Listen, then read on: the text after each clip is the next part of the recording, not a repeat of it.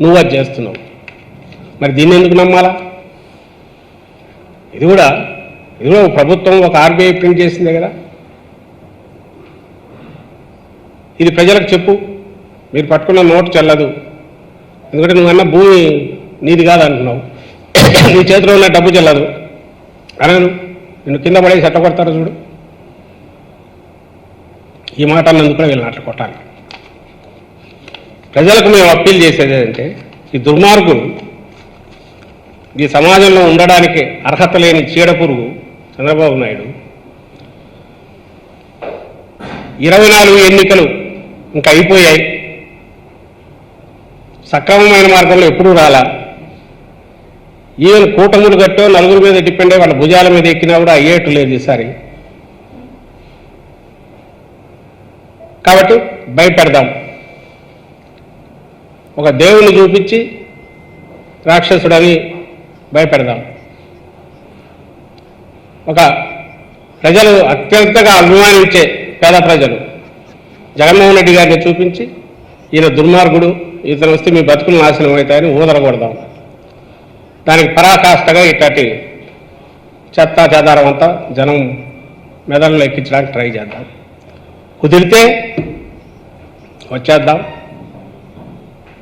మళ్ళీ రామోజీరావు తన అక్రమాలు తన ప్రజల సొమ్ముతో వేల కోట్లతో చేసుకోవచ్చు. చంద్రబాబు నాయుడు అమరావతి పేరుతో లక్షల కోట్లు దోచుకోవచ్చు. మళ్ళీ 5 ఏళ్ల తర్వాత వచ్చే ఎన్నికలకు ఎవరు ఉంటారో అప్పుడు చూసుకుందాం. అసలు వచ్చే 5 ఏళ్ళు లేకుండా తను ఉండే అవకాశం లేదని ఆయనకు తెలుసు, కొడుకు ఆ సామర్థ్యం లేదని తెలుసు.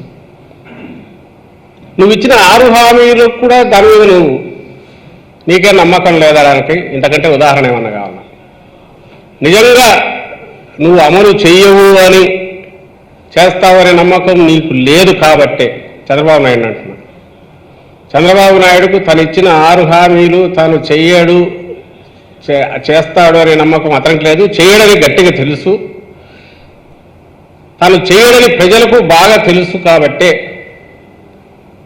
దాని మీద డిపెండ్ కావట్లా. ఇట్లా దాని మీద విషం చిమ్మడం ద్వారా ఎట్ట 4 ఓట్లు రాబట్టుకోవాలని దీనికి దిగజారాడు.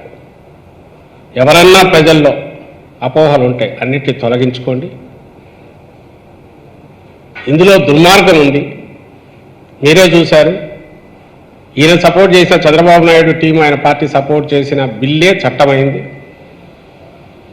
అది కూడా ఇంప్లిమెంటేషన్లో లేదు, రాదు. ఎప్పుడు వస్తుంది అంటే మొత్తం భూముల సమగ్ర సర్వే పూర్తి అందరి ఎవరి భూమి ఎవరి అసెట్ వాళ్ళకు చేరిన తర్వాత ఫిక్స్ అయిన తర్వాత అప్పటికొచ్చిన గైడ్ లైన్స్ ఇదే కోర్టులో కూడా ఇదే సబ్మిట్ చేశారు. అనుమానాలు ఉంటే ఇవన్నీ సలహాలు సూచనలు ఇంకా తీసుకొని అవన్నీ అయినాక యాక్సెప్టెన్స్ అయినాకనే అమలులోకి వస్తుంది. బై దట్ టైం ఆస్తులన్నీ ఎవరి వాళ్ళ చేతిలో భద్రంగా ఉంటాయి. అవి మరింత భద్రంగా ఉండేట్టు చేయడానికి అప్పుడు వస్తుంది. ఈ మధ్యలో అందరూ దాంట్లో గ్రామ సభలు జరుగుతాయి, పబ్లిక్ ఒపీనియన్ తీసుకుంటారు. అయితే జగన్మోహన్ రెడ్డి గారు ఎవరైతే లక్షల ఎకరాలు ఫ్రీ చేసిన నాయకుడు, చంద్రబాబు ఇరకాటంలో పెట్టిన చుక్కల భూములు, చంద్రబాబు 22A పెట్టి అన్ని నిషిద్ధమైన దీంట్లో పెట్టిన చుక్కల భూములు కానీ మిగిలినవి కానీ ఈయన ఫ్రీ చేశారు. ఈరోజు ఊపిరాయట్ రైతులకు చేశాడు. ఇనాం భూములు కానీ లిటిగేషన్లో పెట్టి నానా రకాల ఇదైనవి ఎన్ని లక్షల ఎకరాలు 22A పెట్టాడని చంద్రబాబు నాయుడు అడ్డంగా అవి పెట్టడము, తాను కానీ తన కింద ముఠా వాళ్ళకు కానీ డబ్బులు ఇస్తే వాటిని ఫ్రీ చేయడం, మిగిలినవన్నీ అట్లా పెట్టిండడం. వాటికి శాశ్వత పరిష్కారం జగన్మోహన్ రెడ్డి గారు ఇచ్చారు. ఈరోజు ఆయనకు అసలు ఈ ఆలోచన వస్తుందా జగన్మోహన్ రెడ్డి గారికి? ప్రజలకు తెలియదా? అయినా సరే లాస్ట్ మినిట్లో కొడితే కొంతమందిన నమ్మకపోతారా, 4 ఓట్లన్నా రాలేకపోతాయి. కానీ ఈ అడ్డగోలు దిగజారుడు దీనికి చంద్రబాబు నాయుడు వచ్చాడు. దయచేసి దీన్ని గమనించాల్సిందిగా కోరుతున్నాను. Thank you.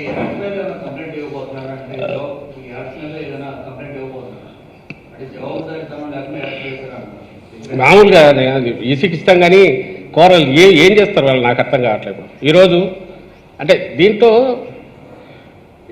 అంటే నేననేది ఒక ముఖ్యమంత్రి కావాలనుకున్నవాడికి మినిమం లక్షణాలు కొన్ని ఉంటాయి కదా. వాటిలో అత్యంత మామూలైన అంటే ఓనర్షిప్ తీసుకోవడం, ఇది నేను ఇస్తున్నాను అని చెప్పేంత ఇది కూడా లేకుండా వేసుకున్నోడిని వేసుకున్నాడు వాడిది తప్పే, ఇచ్చినోడు ఇవ్వడము తప్పే. ఎందుకు పెడతాం? ఫలానా రామకృష్ణ నాయుడు ఇచ్చాడంటే అనకపోతే అది ఎవరిచ్చారో తెలియదు కాబట్టి ఇవ్వమనేది రూల్ ఉంటే దాన్ని వైలేట్ చేశాడు. ఇవ్వకూడని కంటెంట్ ఇచ్చాడు. ఇలాంటి వాడికి సంబంధించినంత వరకు కంప్లైంట్ ఇచ్చేసరికి ఆయన ఇదేంటంటే రేపటి నుంచి వేయొద్దంటారు, సరిపోతుంది, పోవాల్సింది పోయింది కదా. ఇందుకు కోట్ల రూపాయలు ఖర్చు పెట్టాడు, కంప్లైంట్ ఇస్తాం అని ఇలా కిందికి పోవాల్సింది పంపించేశాడుగా. అయినా ఇది కూడా అనవసరం. ఎలాగో ఈ పేపర్లలో ఇదేది వీటిలో వీడు రాసేదంతా విషయమే కదా కక్కేది.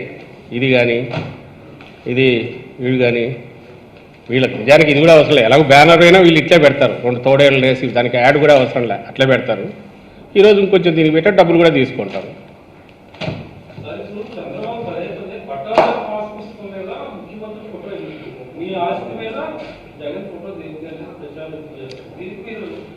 చంద్రబాబు నాయుడు ఇచ్చిన పత్రాలన్నిటి మీద వాటన్నిటి మీద నిలువెత్తు తలకాయలు పెట్టుకొని ఆయన మంత్రులు పెట్టుకునేవి చాలా ఉన్నాయి.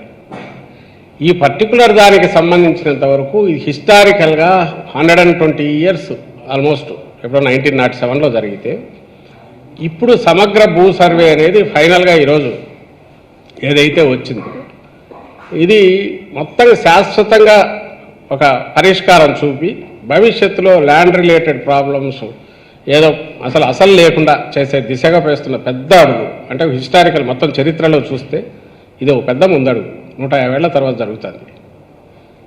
దీనికి సంబంధించిన ఎక్సర్సైజ్ ఇది. ఆ ఎక్సర్సైజ్లో వచ్చిన దాని మీద సంబంధించి దీనికి చూపించి తన కుళ్ళుబోతనం అంతా ఎక్స్ప్రెస్ చేసుకోవడం తప్ప మేము చూపాలంటే రోజు చూడొచ్చు. ఏది ఈయన పెట్టినవి అవన్నీ చూపించి ఏది ఆయన లేనివి ఏది చూపండి. నాకు ఎల్లో కలర్ లేకుండా చంద్రబాబు ఫోటో లేకుండా ఏమేసారు చెప్పండి వాళ్ళ గవర్నమెంట్ ఉన్నప్పుడు. ఇష్యూ డైవర్ట్ చేయడానికి ఇంకోదానికి తప్ప ఇష్యూ వచ్చి నీ ల్యాండ్ వేరే వాడు తీసుకోవడానికి అవకాశం ఉంటుందా? ఉంటుంది. తప్పుడు వీళ్ళు ఉంటే ఉంటుంది, చంద్రబాబు లాంటి వాళ్ళు ఉంటే ఉంటుంది. ఆయన హయాంలో జరిగింది. వెబ్ ల్యాండ్ అని పెట్టి ఒక లేయర్లో పైన డిజిటలైజేషన్ జరిగినప్పుడు